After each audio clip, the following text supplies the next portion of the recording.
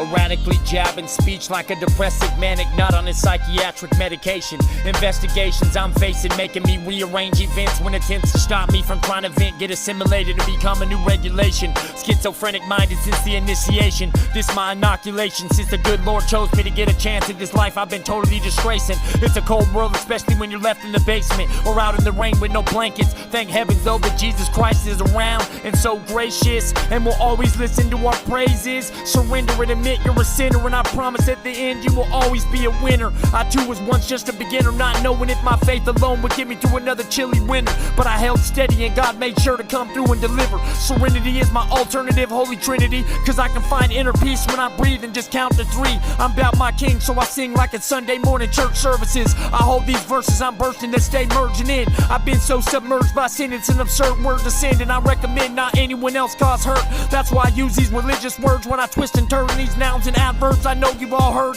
it's been a rocky terrain since a young age, but I've been ingrained with explosive in my dome like hand grenades. Being passive don't pay, so instead I'm acting strange. It's a damaged range inside my frantic ways, where y'all say that we need to conversate, but I ain't about to conversate if you say that it ain't necessary for me to pray. I fold my hands together and say what I need to say, even for my enemies, the ones who refuse to be my friend due to past conflict and memories. Jesus Christ is the ultimate majesty who actually has you mastering what the Bible been practically practicing, and instead of effectively disseminating proof, man, we got the proof, we got the 10 commandments. I'm glad for his commandments that I've been commanded to follow by strictly. Truthfully loving the Holy One is done so simply. I'm simply loving him with my all. That's why I'm standing tall when non-believers start speaking. I keep a warm greeting and tell them have a great day, then I'm leaving. I'm telling you right now though that I confess I don't have one care about cashing some immoral checks from the upper decks of those calling shots in the music industry. I'd rather live in a cardboard box and continue preaching God's ministry